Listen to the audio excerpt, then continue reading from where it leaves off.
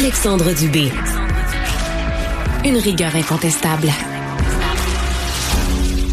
Alors, les autorités, Jean-François, continuent leur enquête à la suite de cette attaque à la voiture bélier à Munich. Oui, et de plus en plus, l'orientation islamiste et la motivation religieuse du suspect présumé de l'attentat semble se confirmer. D'ailleurs, le suspect doit comparaître aujourd'hui et malheureusement, le bilan a été revu à la hausse encore une fois. Au début, on était une vingtaine, 28, 30 et maintenant, on est rendu à 36 blessés, dont semble-t-il 2 personnes très graves. Donc, ça va être à suivre au cours des prochaines heures, mais encore une fois, le bilan qui est en hausse. Et alors qu'aujourd'hui s'ouvre, toujours à Munich, en Allemagne, cette fameuse conférence de Munich. Oui, la conférence de Munich sur la sécurité. Donc, parmi les sujets importants qui vont être discutés, il y a évidemment la guerre en Ukraine, il y a le sujet de l'OTAN. Mélanie Joly, ministre des Affaires étrangères, est présente. J.D. Vance, le vice-président américain, ainsi que Marco Rubio, le secrétaire d'État, sont présents. Et d'ailleurs, J.D. Vance doit rencontrer le président Zelensky aussi pour avoir des discussions avec M. Zelensky. Il y aurait déjà, semble-t-il, une soumission ou un plan qui aurait été soumis de la part de M. Zelensky concernant la possibilité d'un projet de partenariat au niveau des ressources minières stratégiques. Et les États-Unis pourraient avoir accès à ces ressources-là. Là. Donc, c'est des discussions qui ont été entamées. Sport, place au défilé du Super Bowl.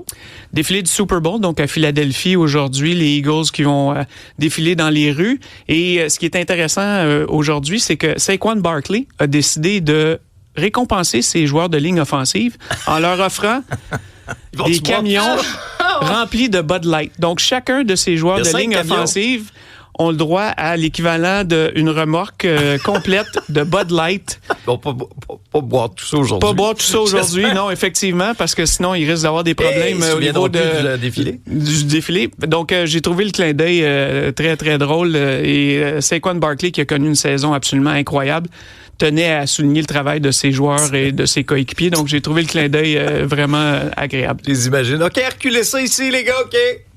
Reculez dans le cours. Ça va prendre un grand réfrigérateur. Oui, et non seulement un grand réfrigérateur, un grand terrain. Oui, ça, c'est clair. Bon, Marie-Gabrielle, quand t'es arrivée là, ce matin à la station, là, tu nous as regardé avec un petit sourire en coin. T'avais l'air pas mal fière de ton coup. Puis là, tu nous as dit, « Hey, les gars, j'ai tellement hâte à 8 heures parce que je vous réserve toute une surprise. » Ouais. On est là. On est là. Les garçons, depuis mercredi, à nos micros, on s'enthousiasme en parlant de la confrontation des 4 nations. Oui. Oui. Ben moi, j'ai réussi à convaincre Dom Filion de nous accorder quelques minutes. Dans son agenda présidentiel, là, vous allez me dire, mais c'est qui Dom Filion? Juste question. Je vais placer la table comme ça. Dom Filion, je pourrais vous dire qu'il a été nommé par le Sports Business Journal, dis-je, parmi les 100 personnalités qui ont transformé la LNH. Oh. Juste ça. Oui. Ça c'est part aussi, ouais, pas pire, hein? C'est aussi le directeur de création des chandails de la confrontation des 4 nations. Il est avec nous. Salut, Dom. Bon matin. Merci de nous accorder du temps. Dom, on est tellement curieux parce que un tournoi comme celui de la confrontation, c'est l'occasion pour un créateur comme toi, évidemment, de répondre à des questions techniques, mais surtout de raconter une histoire, en fait, 4 histoires avec ces chandails-là. Absolument, ouais. Puis 4 histoires uniques parce que c'est vraiment 4 pays vraiment uniques. Donc, c'était important pour nous d'avoir vraiment des détails puis une historique qui allait être vraiment taillée et puis vraiment construit spécifiquement pour chaque pays. Quel a été le processus de création, notamment pour le chandail du Canada, qui je vais en profiter puisqu'on vous a sur l'émission ce matin, qui est magnifique. Sincèrement, là, j'adore le mariage un petit peu vintage, le choix des couleurs. Amenez-nous un peu en coulisses là avec vous dans ce processus-là. Non, c'est une bonne question. Puis je suis content de savoir que le chandail du Canada t'a bien marqué parce qu'on est définitivement fiers. Puis on sait, écoute, c'est tout qu'un honneur d'avoir l'opportunité de grandissant à Montréal, grandissant au Québec, au Canada, être capable d'avoir la main, de faire partie de ce projet-là. C'est vraiment quelque chose de spécial puis d'unique. Puis c'est un honneur. Donc, content de savoir que ça a bien résonné avec toi. Pour nous, quand on a commencé le projet, c'était vraiment, on voulait. Écoute, j'ai travaillé sur les projets, sur la Coupe du Monde de 2016 avec Adidas aussi, et puis je voulais vraiment créer une dimension assez spéciale puis unique pour le tournoi des 4 nations. Puis à la base, quand on a créé notre direction créative, on a fait une approche multidimensionnelle. Puis qu'est-ce que je veux dire avec ça, c'est on voulait établir une stratégie de couleur qui allait être frappante, vraiment marquante, mais en addition avec ça, on voulait quelque chose qui allait vraiment qui allait célébrer la culture de chaque pays. Puis on voulait que ça soit quelque chose qui soit plus une découverte.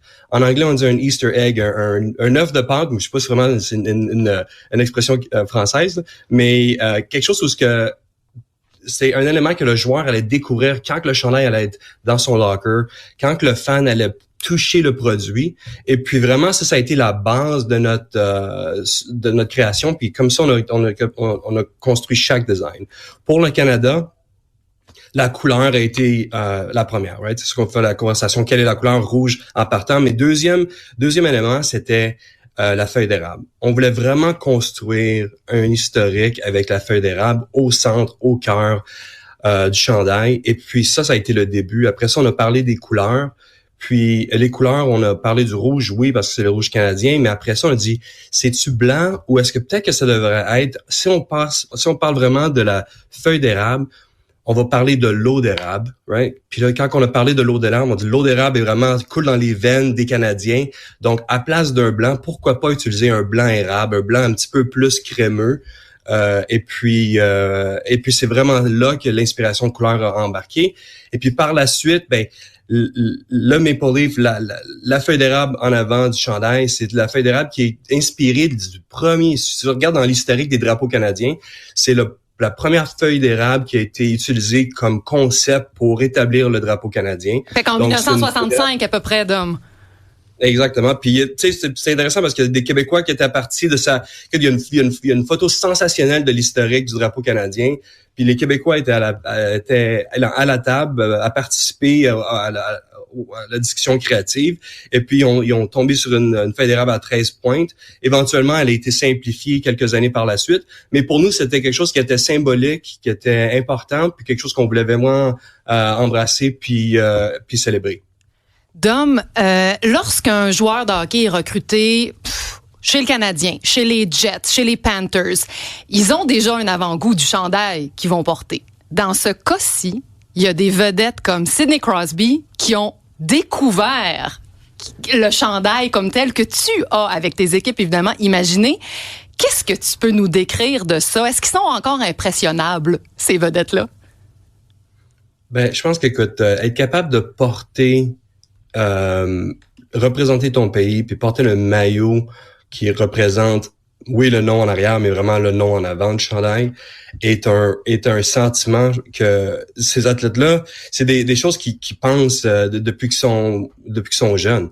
Tu regardes les interviews cette semaine, puis c'est tout le temps, hey, McKinnon, qu'est-ce que tu aurais dit à toi de 8 ans ou 6 ans? C'est quelque chose que veut pas. Oui, c'est des gars qui ont vu des games, ils en ont vu là, des games de hockey, mais être capable de représenter et porter le chandail de ton pays, là, c'est quelque chose qu'ils rêvent depuis qu'ils sont tout petits. En as-tu reçu des commentaires? Est-ce qu'on t'a témoigné directement ou on t'a rapporté des commentaires lorsqu'ils ont vu leur chandail pour la première fois?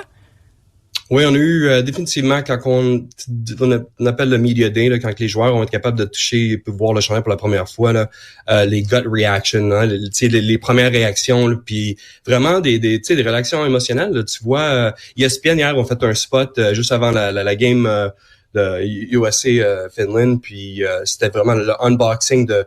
On est maintenant avec la documentation, on est capable numérique puis digital, on est capable de vraiment capturer tous ces petits moments émotionnellement, puis être capable de voir les gars sortir le chandail, les boîtes, puis voir leur réaction. Là, c'est vraiment spécial de voir ça. Puis tu vois que c'est un moment qui prennent au sérieux. Puis même durant les games, tu sais, les gars vont pas là sont pas en vacances. Là. Ils prennent vraiment ça au sérieux. Puis c'est vraiment quelque chose c'est émotionnel. Là. Dom, on te présume déchiré. T'es un Québécois. T'es installé aux États-Unis. Qu'est-ce qui va se passer samedi soir? Ça va être un bon match. Non, mais écoute, c'est sûr que... Politiquement correct. Non, mais sinon, Écoute, moi, j'habite à Boston depuis quasiment 20 ans maintenant, et puis ma femme est américaine, moi je suis canadien encore, mes enfants sont américains, et puis mais je vais cheerer pour le Canada, c'est sûr. Oh, j'adore tout ça, vraiment. Je représente Team Canada ici à Boston, c'est sûr. Ah oui, puis vous nous présentez très très bien en tout cas, hein. Ah non, c'est impressionnant, vraiment. Puis moi, j'invite les gens à regarder les chandails de très près, Dom, parce qu'il y a plein de détails. Tu l'as bien présenté. Il y a des éléments folkloriques, identitaires, tout le travail d'embossage. Regardez les poignets, les bordures de chandail. Il y a absolument rien qui a été laissé au hasard. Il y a du travail de couture là-dedans. C'est pas juste de l'équipement technique. Oui. Absolument. Écoute, on fait, puis nos chandails, tu sais, que les joueurs... Quand on a commencé Fanatics, on a commencé le contrat avec la NHL cette année. On a lancé ça à Vegas en juin. Et puis, écoute, les chandails sont faits au Québec. Hein, les chandails sont faits à Saint-Hyacinthe. Tout ce qui est porté sur la glace par les professionnels sont faits au Canada. Et puis, écoute, c'est une fierté incroyable avec une compagnie québécoise sensationnelle qui fait une qualité et un craftsmanship le meilleur au monde. Donc c'est vraiment quelque chose que pour nous on est fiers, puis de faire partie de ça, puis être capable d'offrir écoute, ça fait plus que 10 ans que le fan avant était pas capable d'acheter le produit qui est porté par la glace par les athlètes. Donc pour nous cette année à l'automne, être capable d'offrir le fan le produit fait au Canada qui est porté par l'athlète est vraiment quelque chose de spécial. Bon, ben ça promet. Pourrais-tu t'approcher de la conception des uniformes des prochains Jeux olympiques? Mettons, Milano Cortina, pourrais-tu être impliqué là-dedans? Je peux pas vraiment, ça, c'est pas vraiment quelque chose qui est dans notre, on peut pas trop parler de futur. OK. Mais vous reviendrez nous en parler, là, maintenant que le contact est fait. Wow, c'est vraiment sincèrement extraordinaire, Dom Filion. Merci beaucoup de nous avoir fait découvrir ça. Sincèrement, chapeau, félicitations. Les uniformes sont magnifiques. Et c'est le fun de suivre l'évolution aussi de Fanatics. C'est vraiment très, très chouette. Merci, Dom. Merci pour l'opportunité, puis écoute, bon tournoi. Oui, go Canada!